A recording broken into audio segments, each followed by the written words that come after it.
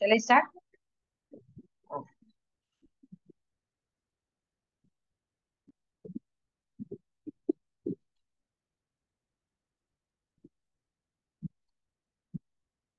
Om Shri Paramatmane Namaha.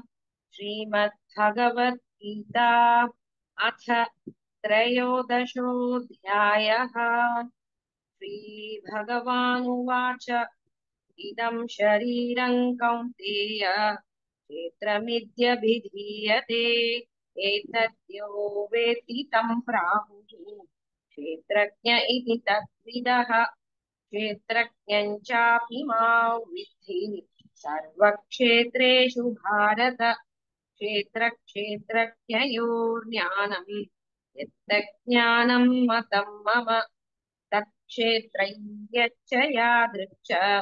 यद्विकारि यतश्च यत् स च यो यत्प्रभावश्च तत्समासेन मे शृणु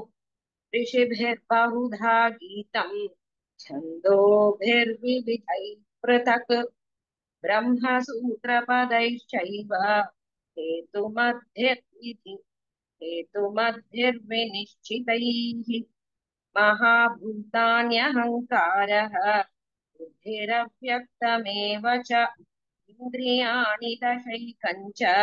पञ्चचेन्द्रियगोचराः इच्छा द्वेषसुखं दुःखम्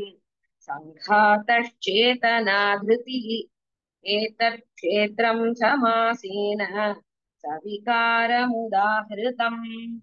अमानित्वमदम्भित्वम् अहिंसा क्षान्तिरार्जवम् आचार्योपासनं शौचम् स्थैर्यमात्मविनिग्रहः इन्द्रियार्थेषु वैराग्यम् अनहङ्कार एव च जन्म मृत्युजरा व्याधि दुःखदोषानुदर्शनम् असक्तिरनभिष्वङ्गः पुत्रदारगृहादिषु नित्यम् च समचित्तत्वम् इष्टानिष्टोपपत्तिषु मयि चानन्ययोगेन भक्तिरव्यभिचारिणी विविक्तदेशसेवित्वम् अरतिर्जनसंसदि अध्यात्मज्ञाननित्यत्वम् तत्त्वज्ञानार्थदर्शनम् एतज्ज्ञानमिति प्रोक्तम् अज्ञानै यदतोऽन्यथा ज्ञेयं यत्तत् प्रवक्ष्यामि यज्ञात्वामृतमश्नुते अनादि अनादिमत्परं ब्रह्म न सत्तन्नासदुच्यते सर्वतः पाणिपादं तत् सर्वतोक्षिशिरोमुखम् सर्वतः श्रुतिमल्लोके सर्वमावृत्य तिष्ठति सर्वेन्द्रियगुणाभासम् सर्वेन्द्रियविवर्जितम् असक्तं सर्वभृच्छैव निर्गुणं गुणभोक्तृ च बहिरन्तश्च भूतानाम् अचरञ्चरमेव च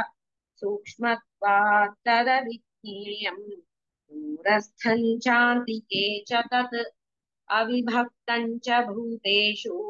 विभक्तमिव च स्थिरम् भूतभर्तृ च तज्ज्ञेयम्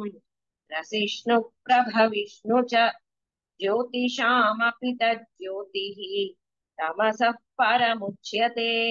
ज्ञानञ्ज्ञेयं ज्ञानगम्यम् हृदि सर्वस्य विष्ठितम् इति क्षेत्रं तथा ज्ञानं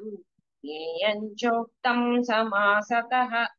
मद्भक्त एतद्विज्ञाय मद्भावायोपपद्यते प्रकृतिं पुरुषं चैव विध्यनादि उभावपि विकारांश्च गुणांश्चैव विद्धि प्रकृतिसम्भवान् कार्यकारणकर्तृत्वे हेतुः प्रकृतिरुच्यते पुरुषः सुखदुःखानां भोक्तृत्वे हेतुरुच्यते पुरुषः प्रकृतिस्थो हि भुङ्क्ते प्रकृतिजान् गुणान् कारणं गुणसङ्गोऽस्य सदसत्यो निजन्मसु अप्र उपद्रष्टानुमन्ता च हर्ता भोक्ता महेश्वरः परमात्मेति चाप्युक्तः देहेऽस्मिन् पुरुषः परः स एव वेति पुरुषं प्रकृतिं च गुणैः सह सर्वथा वर्तमानोऽपि न स भूयोऽभिजायते ध्यानेनात्मनि पश्यन्ति केचिदात्मानमात्मना अन्ये साङ्ख्येन योगेन कर्मयोगेन चापरे अन्ये त्वेवमजानन्तः श्रुत्वान्येभ्य उपासते तेऽपि चातितरन्त्येव मृत्युं श्रुतिपरायणाः यावत् सञ्जायते किञ्चित् सत्त्वं स्थावरजङ्गमम् क्षेत्रक्षेत्रज्ञसंयोगात् तद्विद्धि भरतर्षभ समं सर्वेषु भूतेषु तिष्ठन्तं परमेश्वरम् विनश्यत्स्व विनश्यन्तं यः पश्यति स पश्यति समं पश्यन् हि सर्वत्र समवस्थितमीश्वरम् न हि नस्त्यात्मनात्मानं ततो याति परां गतिम् प्रकृत्यैव च कर्माणि क्रियमाणानि सर्वशः यः पश्यति तथात्मानम् अकर्तारं स पश्यति यदा भूतपृथग्भावम् एकस्थमनुपश्यति तत एव च विस्तारम् ब्रह्म सम्पद्यते तदा अनादित्वान् निर्गुणत्वात् परमात्मायमव्ययः शरीरस्थोऽपि कौन्तेय न करोति न लिप्यते यथा सर्वगतं सौक्ष्म्यात् आकाशन्नोपलिप्यते सर्वत्रावस्थितो देहे तथात्मानोपलिप्यते यथा प्रकाश यथा प्रकाशयत्येकः कृत्स्नल्लोकमिमं रविः क्षेत्रं क्षेत्री तथा कृत्स्नं प्रकाशयति भारत क्षेत्रक्षेत्रज्ञयोरेवम् अन्तरज्ञानचक्षुषा भूतप्रकृतिमोक्षं च ये विदुर्यान्ति ते परम् ॐ तत्सदिति श्रीमद्भगवद्गीतासु उपनिषत्सु ब्रह्मविद्यायां योगशास्त्रे श्रीकृष्णार्जुनसंवादे क्षेत्रक्षेत्रविभागयोगो नाम त्रयोदशोऽध्यायः। ॐ श्रीपरमात्मने नमः। अथ चतुर्दशोऽध्यायः गुणत्रयविभागयोगः। श्रीभगवानुवाच परं भूयः प्रवक्ष्यामि ज्ञानानाज्ञानमुत्तमम् यज्ञात्वा मुनयः सर्वे परां सिद्धिमितो गताः इदं ज्ञानमुपाश्रित्य मम साधर्म्यमागताः सर्गेऽपि नोपजायन्ते प्रलये न व्यथन्ति च मम यो निर्महद्ब्रह्म तस्मिन् गर्भं दधाम्यहम् सम्भवः सर्वभूतानां ततो भवति भारत सर्वयोनिषु कौन्तेय मूर्तयः सम्भवन्ति याः तासां ब्रह्म महद्योनिः अहं बीजप्रदः पिता सत्त्वं रजस्तम इति गुणाः प्रकृतिसम्भवाः निबध्नन्ति महाबाहो देहे देहिनमव्ययम् तत्र सत्त्वं निर्मलत्वात् प्रकाशकमनामयम् सुखसङ्गेन बध्नाति ज्ञानसङ्गेन चानघ रजोरागात्मकौ विद्धि कृष्णासङ्गसमुद्रम् भवम् तन्निबध्नाति कौन्तेय कर्मसङ्गेन देहिनम् तमस्त्वज्ञानजौ विद्धि घनं सर्वदेहिनां प्रमादालस्य निद्राभिः तन्निबध्नाति भारत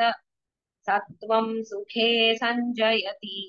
रजः कर्मणि भारत ज्ञानमावृत्य तु तमः प्रमादे सञ्जयत्युत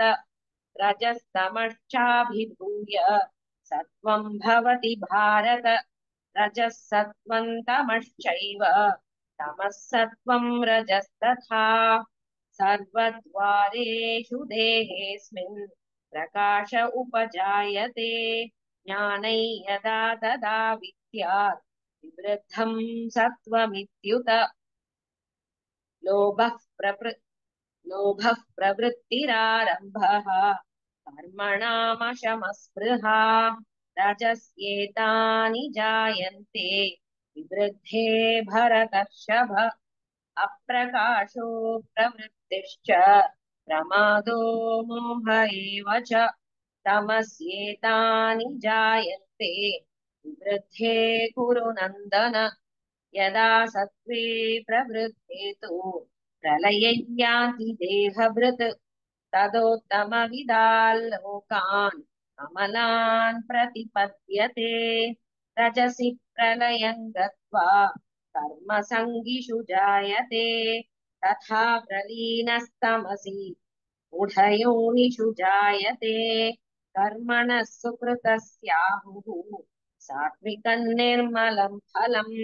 रजसस्तु फलं दुःखम् अज्ञानं तमसः फलम् सत्त्वात् सञ्जायते ज्ञानम्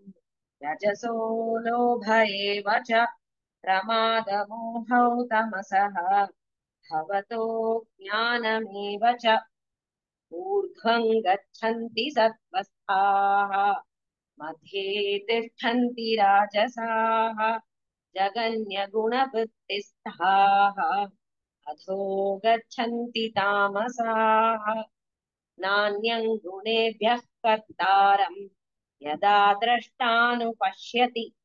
गुणेभ्यश्च परौ वेत्ति मद्भावं सोऽधिगच्छति गुणानीतानतीत्यत्रीन् देही देहसमुद्भवान् जन्म मृत्युजरा दुःखैः विमुक्तो मृतमश्नुते अर्जुन उवाच कैर्लिङ्गैस्त्रीन् गुणानीतान् अतीतो भवति प्रभो किमाचारः कथं चैतान् त्रीन् गुणानतिवर्तते श्रीभगवानुवाच प्रकाशं च प्रवृत्तिं च मोहमेव च पाण्डव न द्वेष्टि सम्प्रवृत्तानि न निवृत्तानि काङ्क्षति उदासीनवदासीनः गुणैर्यो न विचाल्यते गुणा वर्तन्त इत्येव योऽवतिष्ठति निङ्गते समदुःखसुखस्वस्थः समलोष्टाश्मकाञ्चनः तुल्यप्रिया प्रियो धीरः यनिन्दात्मसंस्तुतिः मानापमानयोस्तुल्यः यो मित्रारिपक्षयोः सर्वारम्भपरित्यागी गुणातीतः स उच्यते माञ्चयो व्यभिचारेण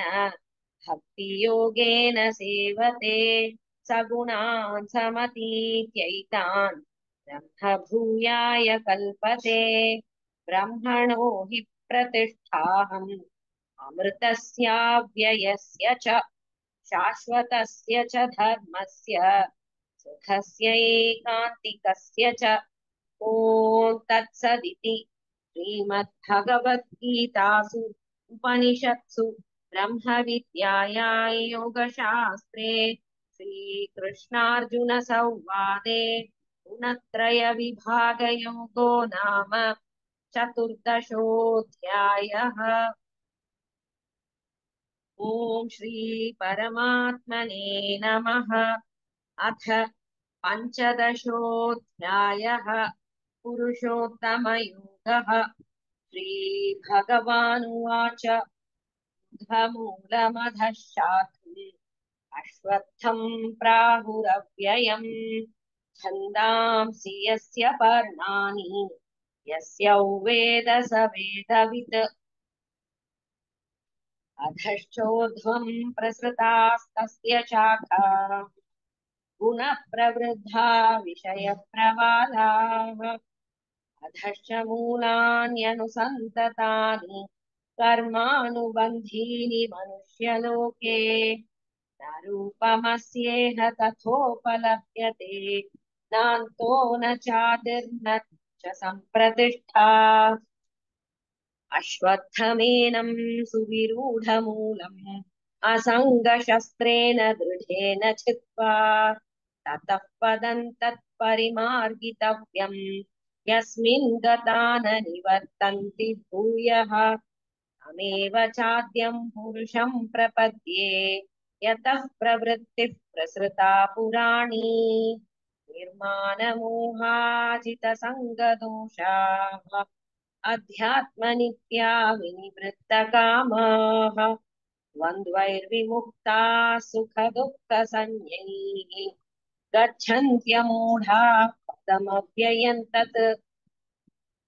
न तद्भासयते सूर्यः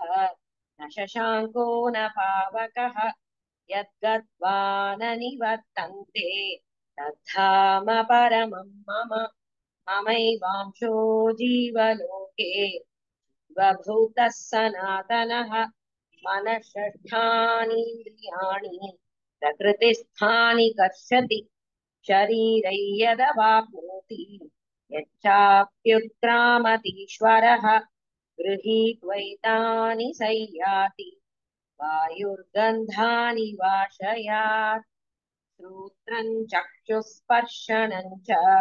रसनं घ्राणमेव च अधिष्ठाय मनश्चायं विषयानुपसेवते उत्क्रामन्तं स्थितौ वापि जानौ वा गुणान्वितं विमूढानानुपश्यन्ति पश्यन्ति ज्ञानचक्षुषः यतन्तो योगिनश्चैनं पश्यन्त्यात्मन्यवस्थितं यतन्तोऽप्यकृतात्मानः नैनं पश्यन्त्यचेतसः यदादित्यगतं तेजः जगद्भासयतेऽखिलम् यच्चन्द्रमसि यच्चाग्नौ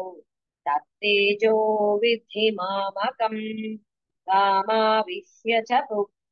गामाविश्य च भूतानि धारयाम्यहमूर्जसा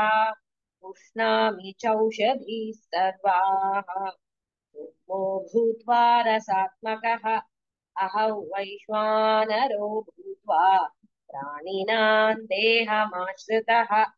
प्राणापानसमायुक्तः पचाम्यन्नं चतुर्विधम् सर्वस्य चाहं हृदि सन्निविष्टः मत्तस्मृतिर्ज्ञानमपोहनं च वेदैश्च सर्वैरहमेव वेद्यः वेदान्तकृद्वेदविदेव चाहम् द्वाविमौ पुरुषौ लोके क्षरश्चाक्षर एव च क्षरः सर्वाणि भूतानि तस्थोऽक्षर उच्यते उत्तमः पुरुषस्त्वन्यः परमात्मेत्युदाहृतः यो लोकत्रयमाविश्य बिभत्यव्यय ईश्वरः यस्माक्षरमतीतोऽहम् अक्षरादपि चोत्तमः अतोऽस्मि लोके वेदे च प्रथितः पुरुषोत्तमः यो मामेवमसम्मूढः जानाति पुरुषोत्तमम् स सर्वविद् भजति माम् सर्वभावेन भारत इति गुह्यतमं शास्त्रम् इदमुक्तं मया नघ एतद्बुद्ध्वा बुद्धिमान् स्यात् कृतकृत्यश्च भारत ॐ तत्सदिति श्रीमद्भगवद्गीतासु उपनिषत्सु ब्रह्मविद्यायां योगशास्त्रे श्रीकृष्णार्जुनसंवादे पुरुषोत्तमयोगो नाम पञ्चदशोऽध्यायः।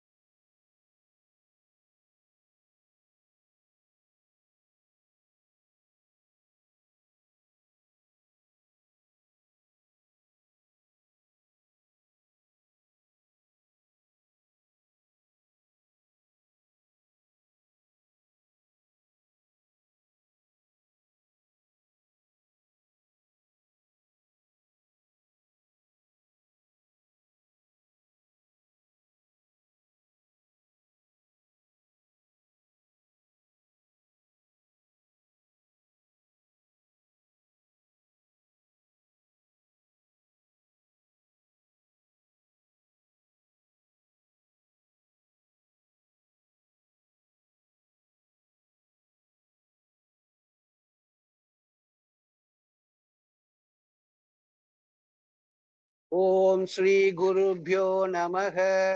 ஹரிஹி ஓம்.